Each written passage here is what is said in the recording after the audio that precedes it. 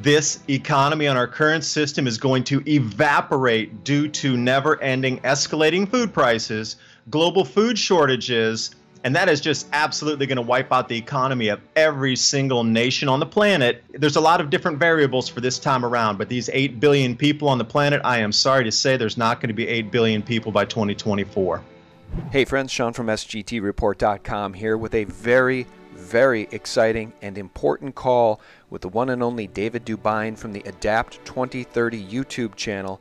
Guys, this call, honestly, it's going to be a game changer, and it's going to help tie a lot of loose ends together for all y'all that have questions about when is the collapse coming, why is the collapse coming, and how much time do we have left.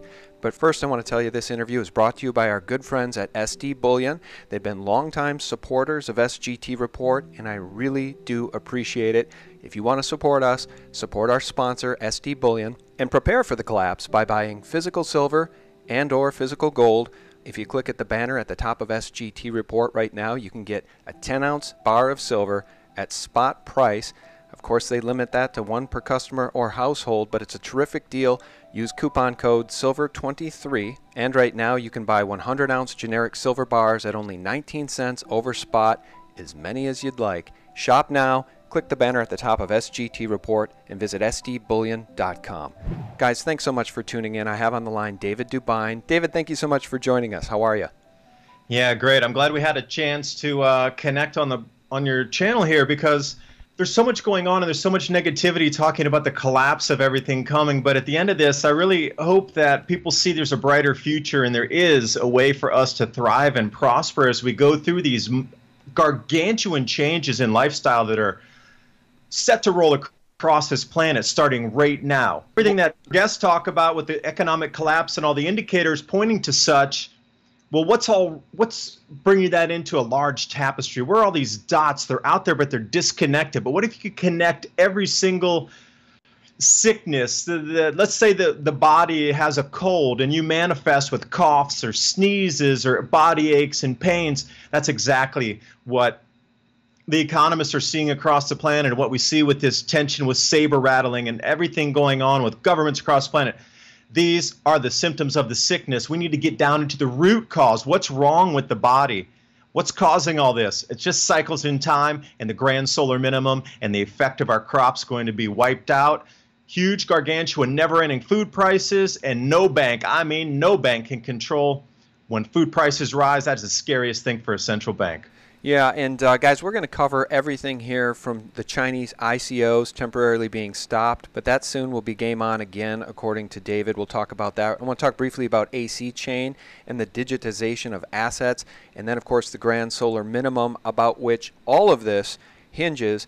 And at the end of the day, we're even going to talk about the people in power and their love of money and their love for Baphomet. But first, a little background about David. He's lived in China. He had a biodiesel company there. He now lives in Taiwan. He speaks fluent Mandarin. This is a guy who knows the Chinese culture, and he knows how to speak the language. So to anybody who thinks they're geniuses and know everything about AC chain and know everything about what the Chinese are up to with the cryptos, I got news for you. David is an excellent source for real news, and we're going to go there right now and talk about all of it. So David, first, if you don't mind, before we get to the grand solar minimum, let's build up to it, because as you know, and as you've reported in your videos, the Chinese have thousands and thousands of years of history and records, and they know the patterns, they know the cycles, and we're about to hit another one that could be devastating for humanity.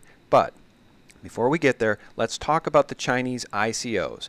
They've temporarily stopped the ICOs, but your video, China's Planned Restart of ICOs and Cryptocurrency Exchange Timeline, January 2008, says it will be reset. They're going to audit all of these, and then it will soon be game on again. Is that correct? The ICOs are not dead in China. No, they're not. And when you look at the history of China, we also need to look at Sun Tzu, the art of war. It doesn't matter if it's a modern time. This is an economic and an information war. They're trying to dominate the cryptocurrency space. Now, think about Amazon. Their mission statement is anything available on planet Earth you can get through Amazon. Well, at the end of this restructuring, any cryptocurrency available on planet Earth is going to be offered through the main crypto exchanges in China, overseen by the Chinese central bank. this is where it's going. The end play is they're going to control everything. I don't know if they're going to call it just Zhongguo Huobi, like Chinese cryptocurrency, but it's going to be the largest exchange offering everything from ICOs, everything on an exchange that you can buy, sell, trade, and they are going to offer even the most obscure coins into one gigantic megalith of cryptocurrency on the planet, along with their own digital yuan that they're going to be putting into place during this next meeting that's coming up. It's their 5-year meeting, and then they think out their 5-year plan to take China forward. This is the biggest meeting in 5 years of the Communist Party, and it's coming up in 2 weeks. Wow. The whole center point of it is the next 5-year plan encompassing cryptocurrency within China. They're using the art of war. All war is based on deception. And when you get in and you really look at Sun Tzu's sayings and how they're used it thousands of years ago or even modern times, if your enemy is in the middle of making a mistake, do not interrupt them. And we are absolutely making a mistake by going out with all these news articles saying, oh, they're going to forever close the exchanges. It's never coming back. They're never going to do ICOs. Well, you know what? They're stepping back and not correcting us because this is the art of war. That's so interesting. And I think that the demise of Bitcoin then has been greatly exaggerated. The demise of Ethereum, the demise of ICOs. So they'll use Sun Tzu's art of war to regroup and profit from the ICOs. Is maybe that why they stopped them down? Because they were a little bit out of control. Now they're going to audit them and they're going to make sure that they're taxed properly so that the Chinese government can profit? Well, you have to think, let's go back into ancient history a little bit, where if you were a fiefdom or some smaller provincial government leader or a town leader, you had allegiance and you had to pay duty and bounty to those higher up the chain to you. You were beholden to the emperor or the provincial government head at the time. You had to pay. This is exactly the same. BTCC and some of these smaller exchanges out there like Huobi and whatnot, what were they turning over? 2-3 million a day? And then you look at OKCoin, or up around 200 million a day. It's a consolidation of power. No different than if all the local rulers and all the township rulers at that time pledged their allegiance and all came together to form a provincial army. At that point, then would go to battle. That's all they're doing is they're consolidating their financial resources into one behemoth that will be then just probably 3 exchanges. There'll be OKCoin out there, I'm sure, but then the other 2 to be named could be up in the air. But this will all be decided in these next meetings coming up in 2 weeks. And even stuff coming out from the Ministry of Finance, they've never put anything on paper that says you must stop the exchanges. These were done voluntarily. And you see the same people leading the charge, BTCC, they were the same ones that tried to take, you go back 2013, they were the same ones. Oh, we need to close the exchanges. Oh, and then they helped Bitcoin prices fall. It's the same players overacting again and again. They are doing what they are told. And it is not, it's just taking a repeating playbook from 1500 years ago in the way that the emperor and the warlords at the time operated. We're looking at it today, but it's just a different ball game. Things move faster, but it's the exact same gameplay. Okay, now I want to talk to you just briefly about AC Chain, because as you know, there was quite a kerfuffle after my interview with Lynette Zhang, in which she talked about her fears that AC Chain is being used by the Chinese to digitize assets onto the blockchain. Of course, starting with tea, which a lot of Americans don't know, David. I think tea in China is more valuable than gold in some cases. It's cherished, and it's a little bit like fine wines. And tea is a great test case for AC Chain, but they've since moved into property. Now they're moving into automobiles.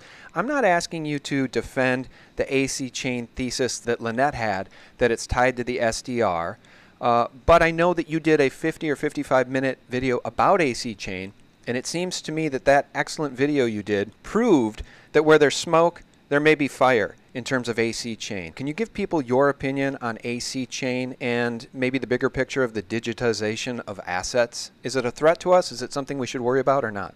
Well, let's start with outside China, digitization of assets. Okay, so going back, we'll come back to the AC Chain, but I don't know if you're familiar with Aqua, AQUA. What they've done is they've digitized water rights across the southeast U.S., some places down in South America, where you can buy a fraction of water rights, and also they're producing revenue off of these same water rights at the same time they've bought the properties that have the water rights. So you're able to fractionalize ownership of water rights, which water is going to be incredibly valuable as we get into this grand solar minimum, because there's always droughts that occur in certain areas. And it's interesting, where they have purchased all these water rights are the places where it dried out last time. So I don't know, are they playing also and using some of the same information?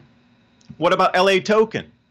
LA Token is just straight up digitized fine art, property, oil, and gold into fractionalized assets. You can literally buy $10 worth of gold bullion in paper form. Well, it's through their coin, it's through their token. That's why they call it LA Token. And they just had round 2 financing. I think they were looking for $150 million on this last one. They sold out $20 million in a matter of days on the first one. And then Token Stars.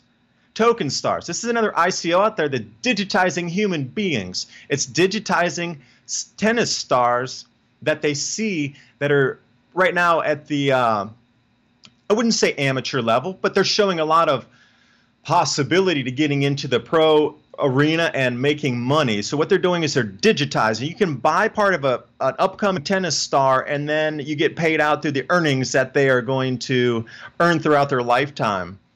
This is where it's already going outside of China. So when we step back into AC chain and talking about tea and alcohol, you can just see where it's moving to across the planet. It's already 4 or 5 other places outside China. So by no means is AC chain a specific one-off thing that's happening globally.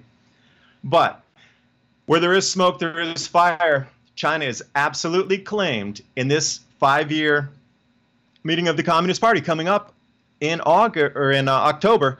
They are going to set aside blockchain technology for a digital yuan running alongside the new gold-backed yuan for their oil trading platforms. So they're going to have the traditional government-issued paper, bond, whatever you want to call it, yuan that we're used to globally right now. They're also going to have the digitized yuan, which is going to be a digital, literally Chinese government coin that comes out, and then they're going to hold that gold against the oil reserve exchange that they're running there in Shanghai.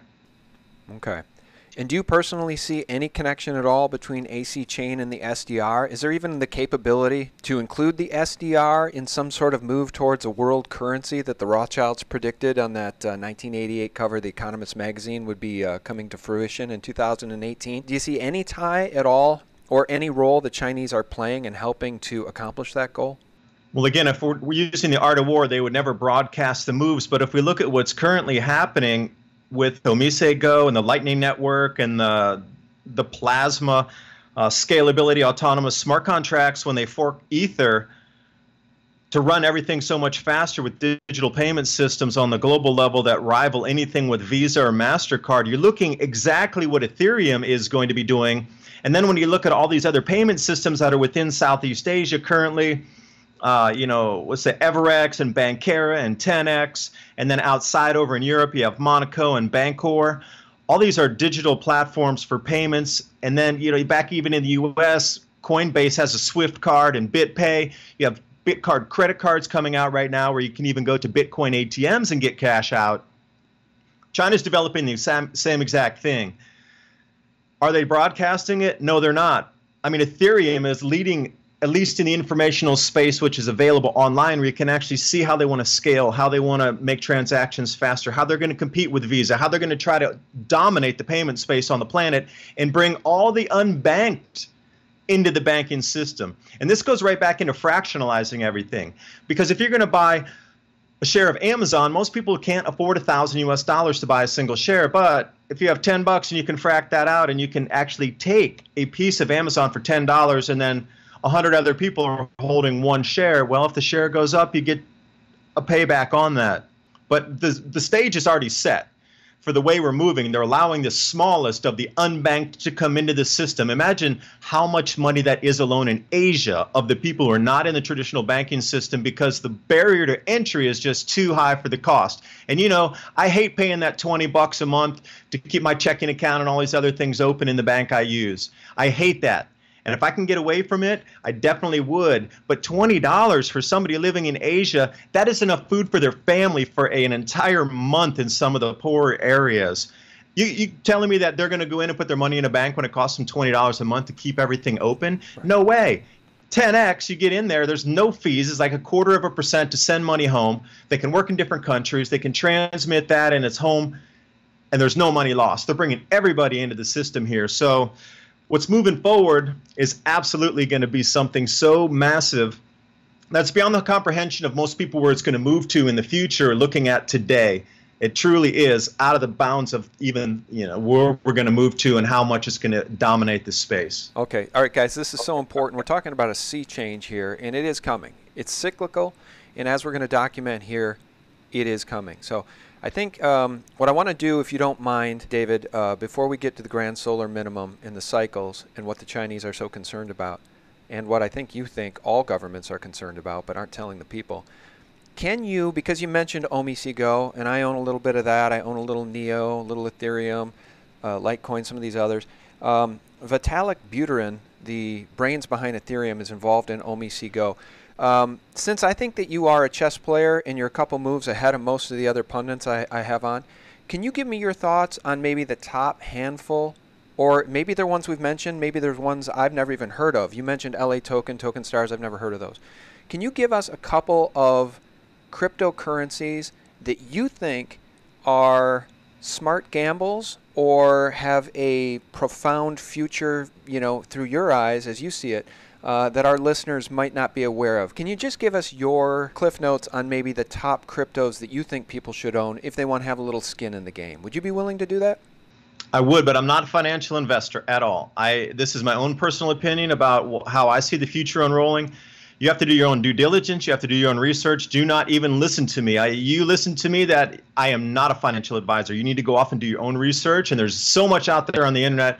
And there's so much. You can contact these companies directly. You need to do your own due diligence before investing in anything. I mean, that's traditional. If you're going to go invest in the stock market, you're not just going to drop your money in. I mean, you might listen to a couple news reports, but hopefully you would at least look at earnings reports or something before you would go put your money in. It's the same thing with these coins. What's the usage for it in the future? How fast can they scale it out? Who's the team that's running it? And is it doable? And is there something else out there already that's taken over? There has to be really some use for these coins. You can't just start a car wash service coin or something. Maybe you could, but generally that's not going to be usable for most people. Well, payment systems. So let's think if we want to go out on a global level where we want to restart an entirely new system from the bottom up. What are you going to need first to roll out this type of system where everything will be in the crypto world, where you will buy, sell, save, trade, whatever it might be, using these digital currencies of the future? Well, first, you're going to have to get the payment system figured out. You're going to have to make it entry easy for people like my mom who can get in easily, that don't get frustrated when they have to put in a 30-digit code to move money around. You're going to have to break through all these barriers first. So you're looking for the tokens that will, A, provide the base platform for all of the networks that can run financial transactions, and the amount of speed that needs to come with it. That's why Plasma and Ethereum is always going to be a huge one. I mean, they're running the entire system of new payment processors across the planet that's going to rival Visa. So if you're not holding Ethereum, I mean, this is it. This is, until something else comes out, OmiseGo, Ethereum, Quantum as well. That's another one that you might want to look at, Quantum, because they're going to be working with that quantum network, and that's what China's rolling out, so they can do satellite. And this is another thing people aren't talking about. There's so many pundits out there going, oh, well, what if the government's cut down the internet? What's going to happen? Well, you're like 3 steps behind thinking like that, because they already have satellite transmission networks where as long as you have a receiver dish, you can still access the entire blockchain through satellites. Why would you need landlines?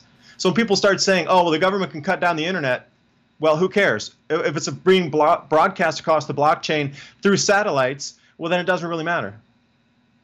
So anybody that's going to control the satellite networks that are going to be broadcasting blockchain, whatever it will be, through that satellite network, and Quantum seems to be one of the leaders right now. Not only that, for the security applications. And again, if you're going to be logging in using apps on a phone, you're going to be wanting to look at anything that can provide you the most security. Like Rivets, that just had an ICO that came out. They are cryptography with security on anything on an app on a phone. When you log in, you get these separate layers of security on top so it can't be breached. So you got to think about payment systems rolling out and who is going to offer the fastest transmission of that and who can offer you the most safety. So Rivets is a good one on that as well. And I just mentioned a bunch of these 10x. They actually pay, if you're a token holder and you have it in a wallet, that they give you 0.5%. So think about that. If you have 5,000 tokens, sure, it's only 6 cents right now per month. But what happens when it's 20 or 30 times the enrollment of people using it? What if it's 100 times more people using their platform? Right now they have 1 million people. Great, it's at 6 cents. What happens when that thing goes up to 100 million people in less than 2 years? Per token. That's interesting. You know, you're looking at thousands and thousands and thousands of dollars of investment in that interest coming into you just by holding these tokens. And you know, you're looking at investment plays, you got to start looking at this stuff too. Not just buying and selling for profit, but holding on to these tokens that offer you interest if you stake them or if you even hold them, such as 10x.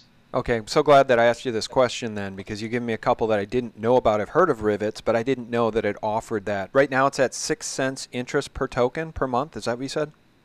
That's 10x. Oh, that's 10x. Okay. Okay. See, PAY. That's the symbol for it. Great. PAY. Okay, I've heard of them both, and that's new information to me, and I think the listeners will appreciate that. So, I think that it's important to continue to have conversations about the cryptocurrencies because they're not going away. And some of you folks out there may lament that, and the problem is they're not going away. And so we'll continue to talk about the cryptocurrencies because it's the great California gold rush of the 1800s, guys, of the 1700s. I mean, it's a land grab. And some of these tokens you can still get in on real cheap right now, and I don't know that that will always be the case. Now, some of them will be going out of business, some of them will be worthless, and some of them will be going to astronomical valuations. So it's a space we'll continue to follow, and I'm no investment advisor either. Do your own due diligence before buying anything. But according to David, OmiCgo, Ethereum, Quantum are good ones. Also check out 10x, Rivets. All right, so let's get to the meat of the matter, which is the grand solar minimum. And you being a student of the Chinese, having lived there, speaking the language, know that the Chinese are not messing around geopolitically. They play the long game. They play multi-level chess, and they have the historical records that go back many thousands of years versus our young nation. So let's talk about the grand solar minimum and the collapse. You know, I bring a lot of guests on who are talking about the end of the dollar, the demise of the petrodollar, the collapse is coming. When is it coming? Nobody knows. We're surprised that it hasn't happened yet. And you're kind of working on a different level saying, you guys are looking at the wrong thing. The collapse is going to be global because of the grand solar minimum, which is coming, which is going to lead to a food collapse, which is going to lead to societal chaos, which is going to lead to all sorts of bad things for those who are unprepared. So where would you like to start as it pertains to the grand solar minimum and how this all ties into that? Oh, you just summed it up in a nutshell right there. Yeah, so the reason I'm so fervent about the belief in cryptocurrency is as our economy, it won't collapse, it will evaporate. Now let's make the differentiation right here and right now. This economy on our current system is going to evaporate due to never-ending escalating food prices, global food shortages, and that is just absolutely going to wipe out the economy of every single nation on the planet. And it has every time you look back in history, and it's just, I don't know why people can't just look at a cycle and see what happened in the previous grand solar minimums, specifically with food pricing, societal upheaval, governmental change, population migration. That's just to name a few. And I'm not even going to talk about the diseases because people were malnourished and all that. But just focus on food price rises and economics of the time alone is enough to see the pattern every grand solar minimum. Cryptocurrency is going to take over when everything else crashes. Food is going to be the most expensive, most valuably traded commodity on our planet, period. There's nothing more that will have more value than food at this time. And I'm not talking 20, 30, 40 years in the future. My time frame rolls right back into 2021, 2020. The food shortages are going to be here by then, already that fast. So when you start to look at all the governments trying to string things along as long as they can and trying to keep this smoke and mirrors going, they know the end game is here, absolutely. There's no way that they can buck history and come back from this. Actually, we're at a worse place than we were in the 1600s or in the 1300s or in the 500s or in 79 AD era. We have this global delivery system that relies on credit, and nothing's going to leave port unless it's paid for. And the belief system in the currency, that's the only thing that gives a dollar strength, is the belief that it'll be paid back. I know there's a lot of military might behind that, whatever. But any country, basically, if there's no belief that their country is worth, their central bank is worth anything. Look at Venezuela, for an example. Nobody believes it, so it's not worth anything. Look at Zimbabwe. Nobody believes it. It wasn't worth anything. When the belief system fails in our current system, and they understand that the central banks can do nothing, I mean nothing, to prevent this, because rising food prices are outside of their control, the entire system evaporates. But conveniently, we have this cryptocurrency that'll take its place, and I can pay you for a delivery of 60,000 tons of wheat before it leaves, and we can lock it in a smart contract, and we're both guaranteed payment, and now I'll let that thing ship over to you. And this is the whole, and it's really convenient timing that all these cryptocurrencies just came out 5 years ago. Again, why was the timing now 5 years ago when we start getting Bitcoin, let's say 2011, 6 years ago, when we really started to hear about it? And then why is the timing right now? Why wasn't that released 10 years prior? We still had the technology to run blockchain back in the year 2000, 2005. Why 2011 and 12? Why the push right now, this last year and a half? Why the ramp up to force it down your throats and get everybody into the crypto space so quickly? Because it's going to go lockstep with the intensification of the grand solar minimum, the slide of the economy into evaporation, and the replacement of it with these new cryptocurrencies. That's just on the economic end of it. Can I interrupt for just 1 second and have you explain to people what the grand solar minimum is, the sun's behavior? Just describe what that is and what it will do to cause this horrible cycle we're about to go through. Okay, most of you have learned that there's an 11-year cycle on the sun, and that we approximately, I'm going to say approximately every year, or every 11 years, because it can vary with time. Some of the cycles are shorter, some of them are longer, but let's use 11.2 years as the standard unit of solar maximum to solar minimum. That is an 11-year cycle. But on top of that, there's larger, more powerful compounding cycles. But we need to take a look at these in multi-century long cycles in themselves on the grand solar minimum and the grand solar maximum. Within the sun, it's not just in a decade-long cycle, it's in century-long cycles and millennial-long cycles as well.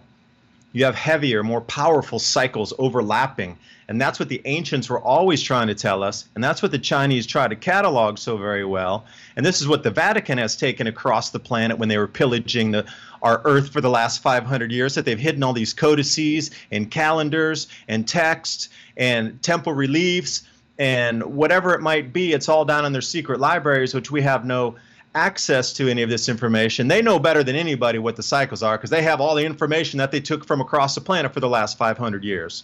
But you can see that these multi-century, multi-millennial cycles, every time our sun decreases into its grand solar minimum, there's effects on our Earth because the magnetosphere is very weak at that time, which allows more cosmic rays to penetrate our atmosphere. And those cosmic rays, you have to look at Heinrich Svensmark's work, have been tagged to causing more clouds. Also at the same time in these grand solar minimums, there's always increased volcanism. And with that, the extra ash and sulfur dioxide in the air creates another whole layer which adds to the albedo effect.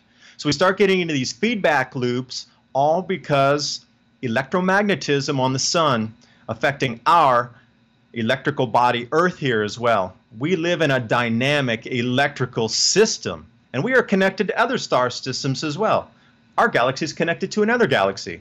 And when you look at the long play on it, our Earth, let's say our solar system, goes around the edge of the galaxy and it does a 230 million year cycle. I mean, they had that mapped out back then. Ancients did. They knew how long it took to go around the galaxy once. So these cycles, there's heavier overlapping cycles. But what it really comes down to, the food growing is affected on our planet, and everything at 45 degrees north or 45 degrees south latitude goes offline during these times. And the heaviest point where this is going to hit this cycle around will be 2023 and 2024. At that point, there will be zero, and I will say it again, zero production coming out of anything 45 north or 45 south on this planet in terms of grain crops. So you're You got to talking. do the price. Yeah, you can look at the prices on that and the disruption it's going to cause to our society. There is no more economy left at that point, period.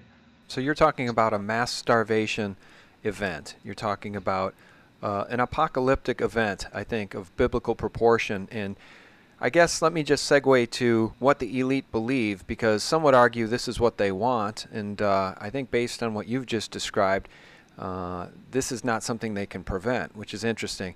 What's also interesting to me is the name of your YouTube channel, Adapt 2030. Of course, you're well familiar with UN Agenda 2030 policies. It used to be called Agenda 21. And those are policies to strip us back to essentially make us 17th century serfs who don't have access to energy, the current forms of energy, the what they call fossil fuel forms of energy. If they take away those forms of energy from us without replacing them with new exotic clean forms of energy, and we need better than just solar, that's not going to cut it. Unless they give us new forms of energy, we're going to be serfs. But you're saying by 2023, 2024, those who are unprepared are going to be far worse off than serfs, because at least serfs were able to grow their own food. Yeah, that's right. And see, that's one of the valuable skills that we've forgotten or we've been trained to forget. They know these cycles are coming. I believe, this is my own opinion though, that the CO2 myth about this whole fossil fuels and CO2, they're trying to kill two birds with one stone. The first bird is they got this CO2 myth into a religion now. You can't even discuss it with anybody. It's ingrained like a religion. It's almost like bringing up politics or religion at a dinner table. Don't do it. It's that level of brainwashing that they've done for 25 years. Like when I grew up, they called it global warming. And now they rebranded it, bait and switched it to climate change. And those of you naysayers out there who say, I am a climate change denier, oh no, I am the largest climate change advocate on the planet. I believe we are going into such gargantuan climate change. This is going to affect our society, and we are so many steps behind with our food growing technologies. We need to push this so fast. I just don't believe it's from CO2. That's what I deny. I do not believe the effects of the weather changing that we're seeing right now in our climate are based on CO2. Absolutely not. CO2 trails temperature.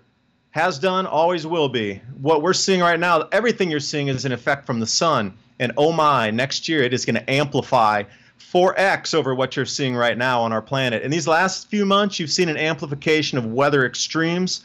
This is nothing. I mean, nothing to even what we're about to get into. And this is why I'm trying to sound the alarm. By 2030, we will have had to readjust our entire agricultural system from growth to distribution and sales and purchasing and credit lines, if there's such a thing at that time. There will not be enough food to feed everybody on this planet. And the planned demise of the population is already written into their whatever, whether that is, I can't remember the Georgia Guidestones. They've already, it was for an example. They are not, they're allowing you not to be prepared. They pushed you not to be prepared. They pushed you into credit so nobody would have savings. What if they cut off the credit lines? What if you can't use your credit cards anymore? Banks are all failing. Nobody's going to allow you to use your credit cards. What are you going to do to buy food? You can't buy food. You can't grow food. Then what? You die. There's no other way about it. And they are planning for a demise of billions of people right now. Billions of people are going to not make it to 2030. They're not even going to make it to 2023 or 2024. You know what? I want to just jump in here and say in your defense that this isn't fear-mongering to the degree. Okay, number one, it's scary. Yes, what you're saying is very scary. But I think if we just stop, if we pause for a second to think of the gargantuan nature of these modern-day cities. Look at Mexico City. Look at New York City. Look at the violence in Chicago, Philadelphia, L.A. And by the way, guys, as many of you listeners know, back in the early 1900s, we were a society in which people were farming their own foods. 90% of the people could sustain themselves. Now it's the other way around. 5 or 10% of the people can grow food, and the other 90% are herded into these big cities. If the lights go out, if the power grid goes down for any period of time, if there's no food in the grocery stores, the chaos that will break out will make, I don't know, any modern-day riot you can think of anywhere on this planet seem like kindergarten. Because if the lights aren't coming back on, and if the grocery stores are never getting more food, that's all she wrote for those cities. And I think it's a very sobering thought, and it's one that everybody in a big city ought to think about and take seriously, David. Yeah, I do too. And this whole witch hunt to close down all these natural gas burning power plants and clean coal, I know there's some pollution provided with that comes up into our atmosphere. Now, I'm not going to sit back here and say there's no, particulate pollution coming out of these coal burning power plants. There is. But if you are absolutely, this is Canada for an example. They are mothballing these fossil fuel power plants. It's going to get colder up there. The demand on the grid is going to even be higher. They last year were at all-time highs for electrical demand during the coldest times. I think got down to 40 Celsius below zero there. That was just last winter. And they're going to try to mothball several of these plants. I mean, that's a death sentence for people. What if there's an overload on the grid and that grid goes down and it's 40 degrees Celsius below zero and you got an entire grid down situation? There's no solar panel in the world that's going to be able to help you at that point. People are going to freeze in their homes. And that's such a sad thing that governments are actually causing the demise of their citizenry by taking away our available power supply. A dark night is a very scary place if you have marauders outside. And all you have to do is look back in history. Why do you think in the 1600s grain shipments were always accompanied by soldiers? Well, there were bandits on the road. Why did people never travel by themselves? Well, there are always bandits on the road. You think it's going to be different this time? It was the same exactly in the 1340s, in the 1650s. Every time you take a step back in history, the late antique little ice age, 535 AD, that was pretty much the end of the Roman Empire, wiped out everything over in Japan. Kofun era, bye-bye. Grand solar minimum in China. Wei dynasty collapses. Bandits were everywhere on the roads. And without electricity and our stable supply of electric, it is going to be a very scary world. So this whole agenda we're being pushed into of, close power plants, and we're going to need the power when it gets colder. We're going to need to grow food indoor. There's going to be a huge movement of investment into LED growing technologies where we bring our agricultural output literally into disused factories. There's going to be so many shopping malls that are going to be shuttered anyway. You already see a decline in consumer spending. There's so many shopping malls shut down.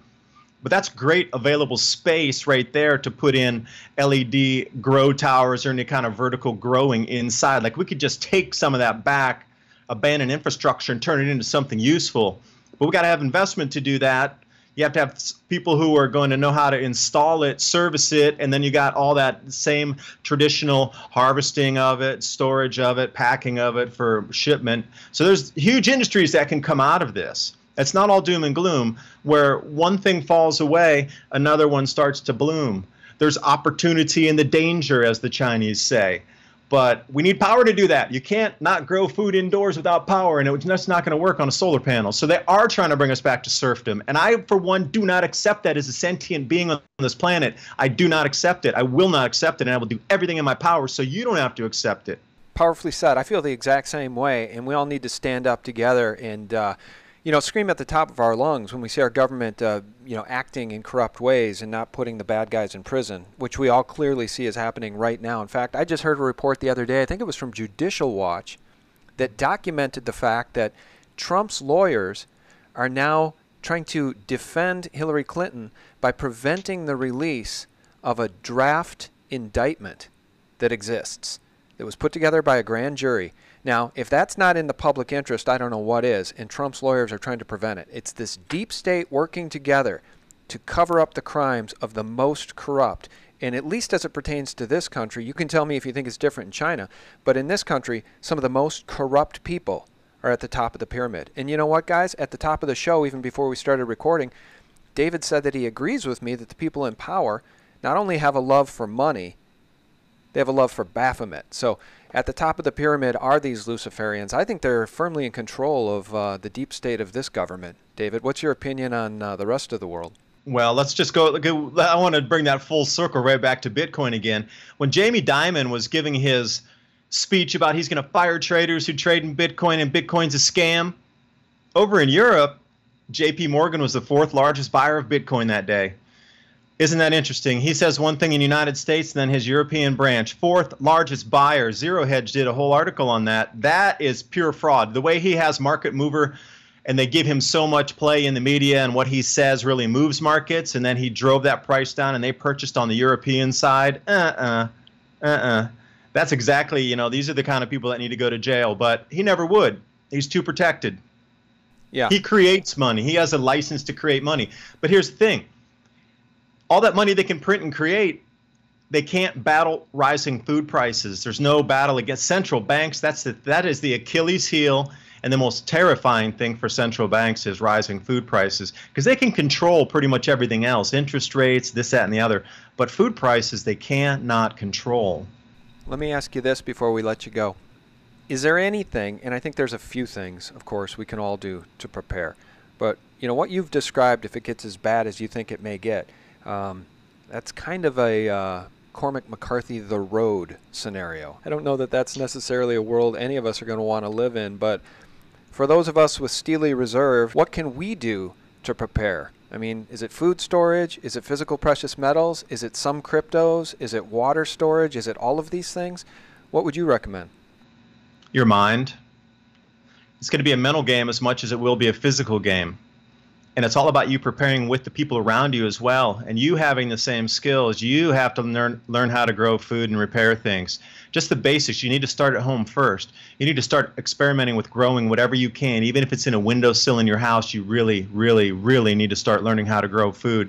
This is going to come so swift and so fast, and the market collapse is going to start 5 weeks from now based on Peter Temple's cycles, that not only the economic cycles, but the same exact climate cycles overlap on top of each other when we reach market tops. Now, at the end of the year, when the actual harvests come in, they're not going to be anywhere near what they were forecast to be. I mean, you just saw an 8% drop in Australian wheat, came across the newswire right just today. The protein content, nobody's talking about the protein content in the wheat. They're talking about tonnage. Tonnage doesn't matter. It's basically relegated down to animal feed. We need stuff that humans can eat, and that is the thing that got damaged so heavily this year with the late season blizzards and wipeouts of the crops across the central United States, Kansas specifically. They did that Kansas wheat tour after the blizzard. Oh my.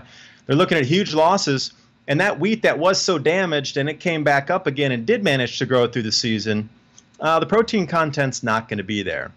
When you find different places around the world, specifically Egypt, they refuse some wheat that was coming out of France because it had no protein content. Even these world auctions, and you got damaged wheat and reduced output coming out of Germany and France, or some slight gains in Russia, but the rest of the world's looking pretty tattered over this last year. That's not making it across the news wires, and you need to focus on the protein content, and they're just focusing on tonnage. So with these fake paper trades running around driving down the price, that won't last much past this harvest season.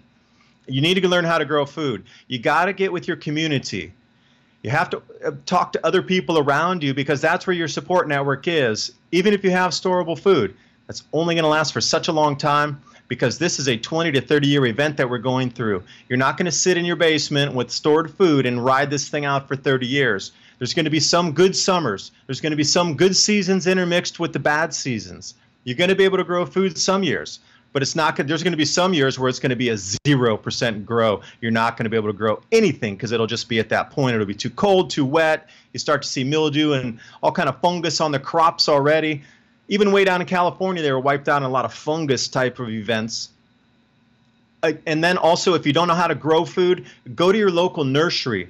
Start talking with the people in your local nursery. They know what grows well. You could talk to them about changes in the climate. There's a lot of groups out there that already have networks of growers. They're farmers markets. Go down to your farmers markets. Talk to people, see what they're growing, who's around. Talk to them about what they see in the weather changes. And also, what's wild that's around you that you can eat in the forest? Native Americans were masters of forest agriculture, and I wouldn't even call it really forest agriculture, otherwise that they would move a plant out of the way so a better, more nutritious plant could grow in its place. And they had literally walked through forests that were just veritable gardens. And if you know what you can eat in a natural setting, this will help you greatly as well. But it's going to be the mental game and getting those people around you. And talking about long-term food storage, if you have a dehydrator or if you have some sort of vacuum packing machinery, This itself could be packaged and used as something tradable further on. And when I talk about the collapse of the economy, again, I'm going to say it's an evaporation of the economy.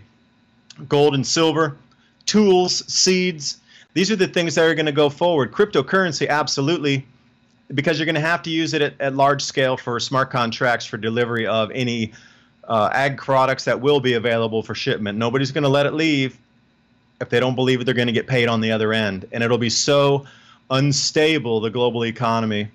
So all your previous guests, they're on the correct course of calling the end of the dollar. This is the last piece. Why? It's because the grand solar minimum's back. There's things you can do to protect you and your family. I just listed off a few. There's a lot of information on websites out there, how to prepare. And your best defense for this is look back in history. Look at the history books. Look at the Dalton minimum. Look at the Maunder minimum. Look at the Sporer minimum. Look at the Wolf minimum. Go back, look at the Oort minimum. Go back and look at the late antique little ice age. Notice what happened each time with the volcanism. If you hear there's a large volcanic eruption on our planet, you have less than 6 months before our agriculture is going to be absolutely reduced down to minimal sustainable levels. And these large volcanic eruptions happen every single grand solar minimum. A lot of things you can do to help yourself. There's so much info out there, but the history book is your first stop, so you can see what happened then and then see when it happens now, and you can kind of guess what's going to unfold in our modern society. There's 8 billion people. Back then there was less than 1 billion people. Well, back then they didn't have modernized agriculture. Well, they knew how to grow their own food. We don't know how. They didn't have global shipping back then. We have global shipping now. Is that an Achilles heel, or is that something that's going to help us? There's a lot of different variables for this time around, but these 8 billion people on the planet, I am sorry to say there's not going to be 8 billion people by 2024.